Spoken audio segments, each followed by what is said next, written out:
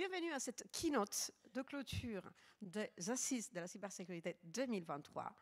Parmi les sujets dont on a parlé pendant ces intenses 3 journées, on a affronté le sujet de la complexité pour nos ciseaux, nos RSSI, de naviguer dans l'écosystème, dans les couches qu'il faut éviter, de toute cette complexité qu'a votre métier.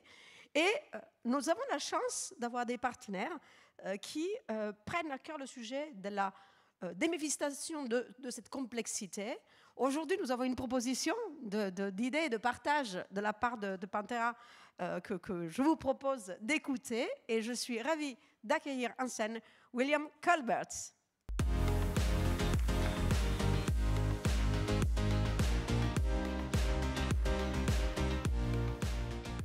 Hello, bonjour.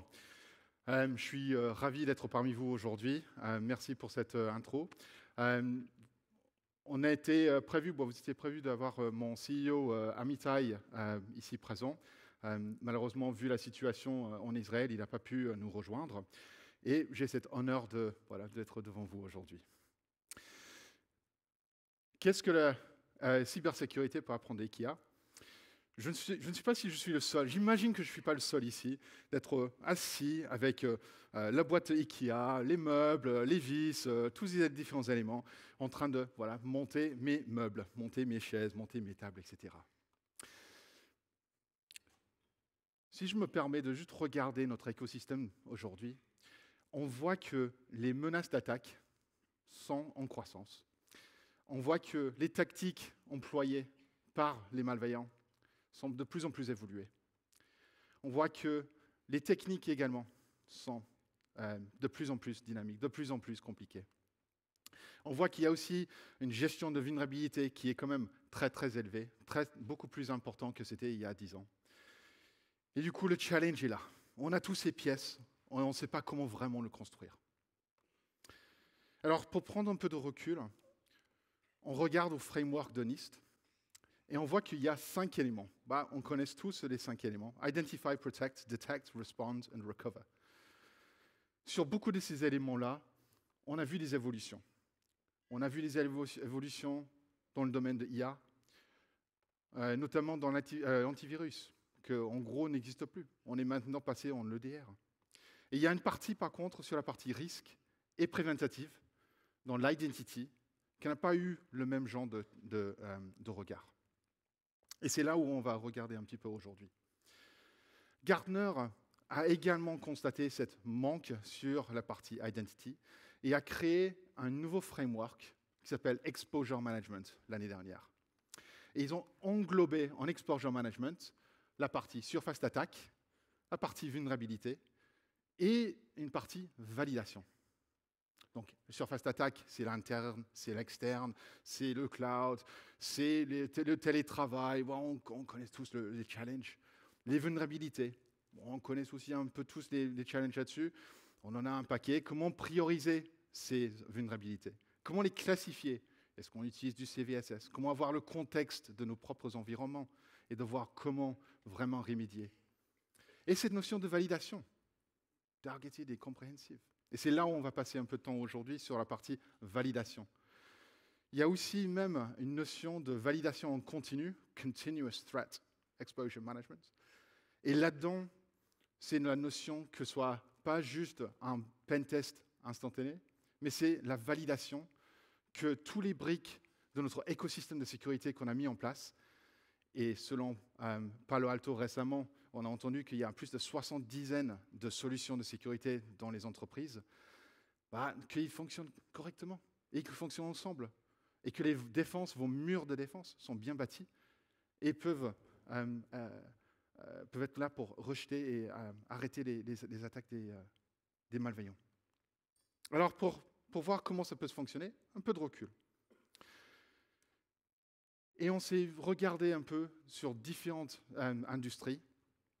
Et une industrie qui n'a vraiment rien à voir avec le cyber, c'est le monde de IKEA, en tout cas, on va être tout simple. Et là, Monsieur Ingvar Kamprad, quand il a conçu IKEA, avait 3 principes. Il voulait que les meubles qu'ils construisaient, qu'ils construisaient, était simple. Il pouvait être construit à la maison, monté à la maison, et abordable.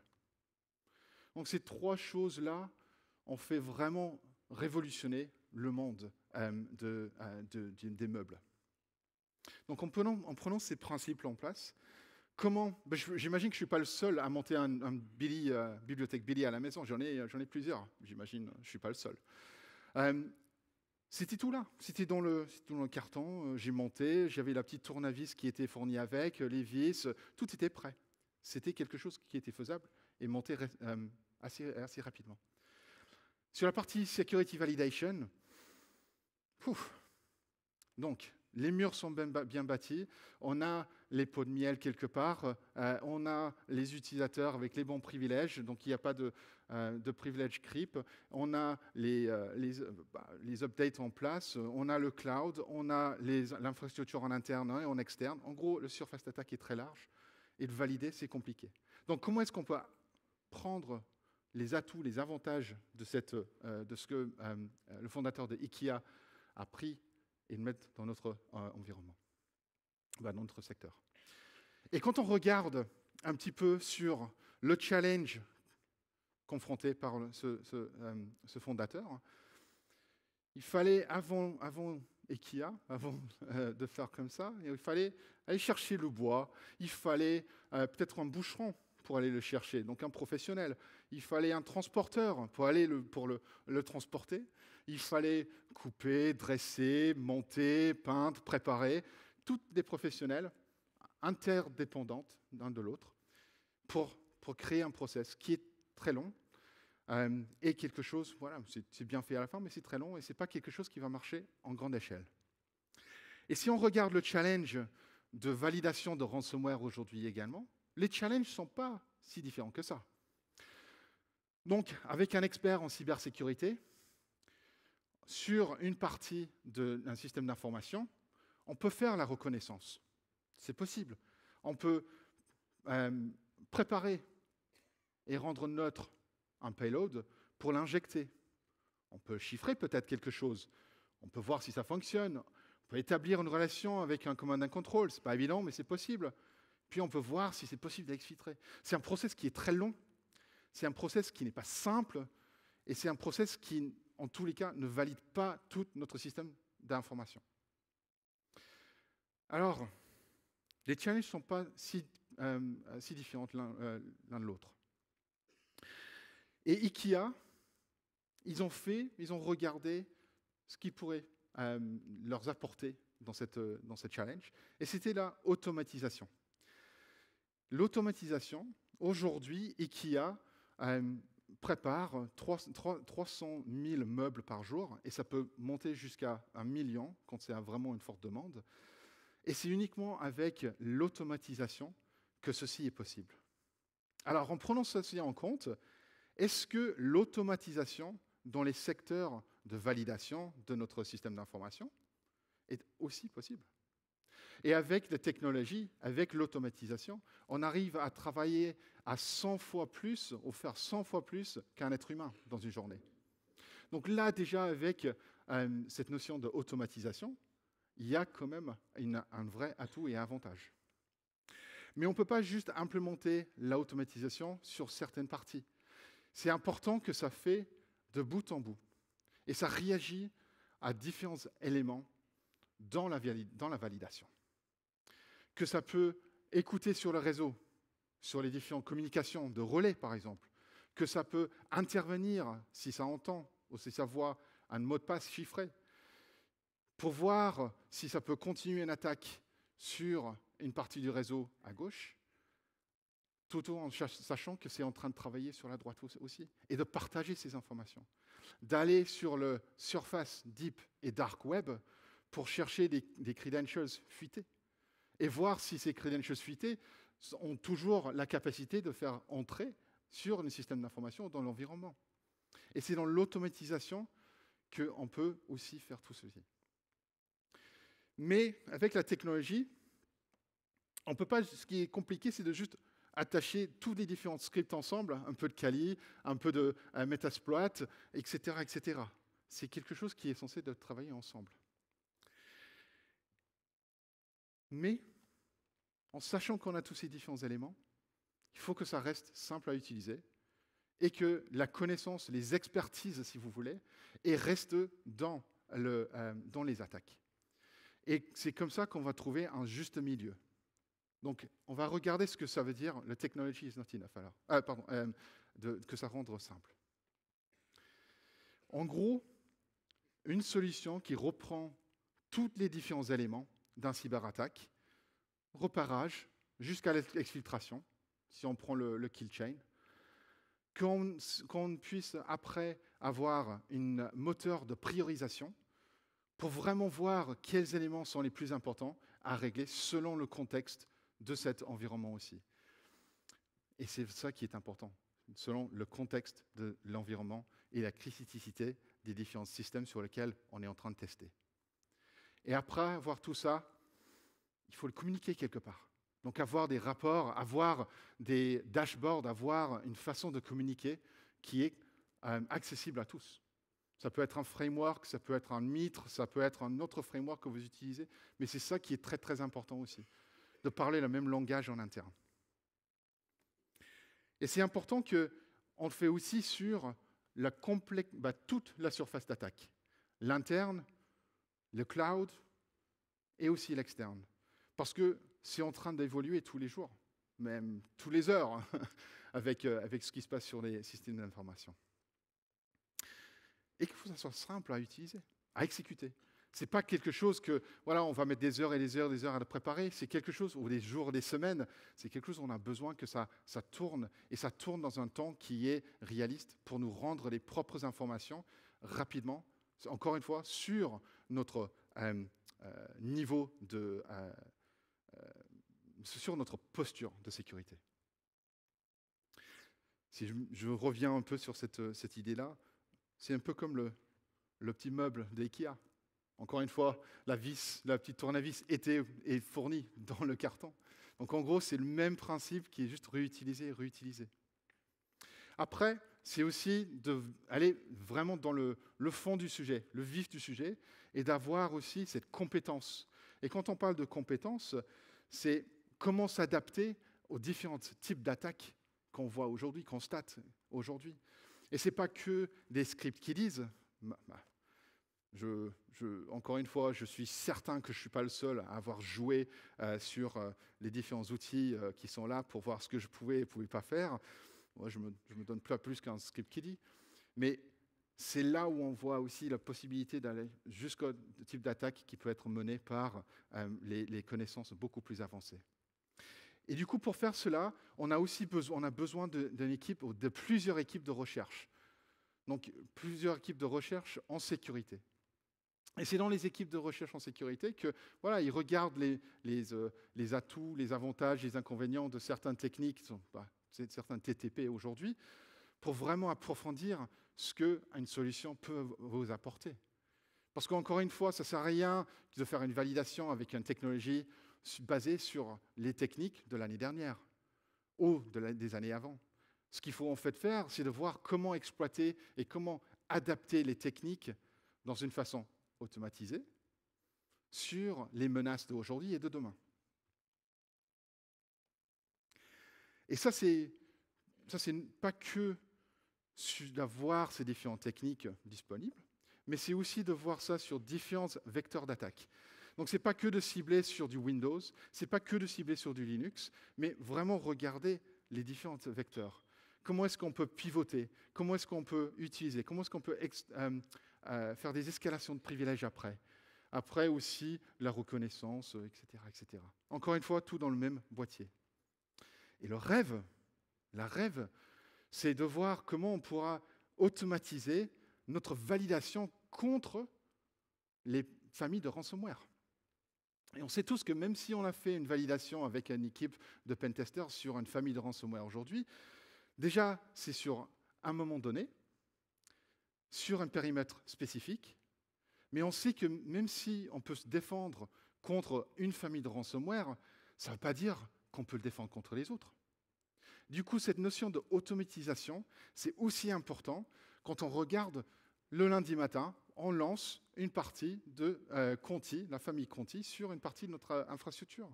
Voir un peu, bien sûr, neutraliser, il ne faut pas du tout faire de dégâts, hein, ce n'est pas le but, mais c'est vraiment de voir si ça peut, comment ça réagit et est-ce que nos défenses sont bien bâties. Après, peut-être le mardi, voir si on peut lancer une autre famille de ransomware et voir comment nos défenses réagissent. Est-ce qu'on a le même niveau de sûreté, de sécurité et de rassurance? Peut-être oui, peut-être non. Alors, quels sont les autres types de cas d'usage de la validation aujourd'hui? Vous avez la notion de surveillance au chien de garde.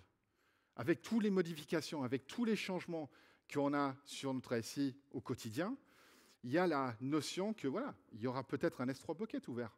Il y aura peut-être un misconfiguration quelque part ici. Il y aura peut-être un utilisateur qui ne fait plus partie de la société. Il y a peut-être un malveillant quelque part. Donc en gros, avoir vraiment la surveillance de ce qui se passe et que vous serez informé et notifié tout de suite. Pourquoi? Parce que en prenant une vue de security validation, ça prend le vue d'un adversaire, mais un sort de purple teamer qui va vous aider à résoudre et remédier également. Une autre use case, c'est dans la standardisation. Parmi nous aujourd'hui, on a des sociétés de taille modeste, comme on a des sociétés des tailles beaucoup plus grandes, avec des implantations un peu de partout dans le monde, en Europe et dans le monde, et que la standardisation, c'est un vrai challenge. On sait que, voilà, au siège, on est bien, les standards, les process, les politiques de sécurité sont bien mises en place, sont bien rodées, mais on ne sait pas exactement ce qui se passe en Amérique latine ou en Asie. Et c'est là où une validation de sécurité peut également vous aider à rassurer que votre posture de sécurité est bâtie et conforme, surtout dans toutes les différentes entités de votre structure. De travailler avec les red teamers.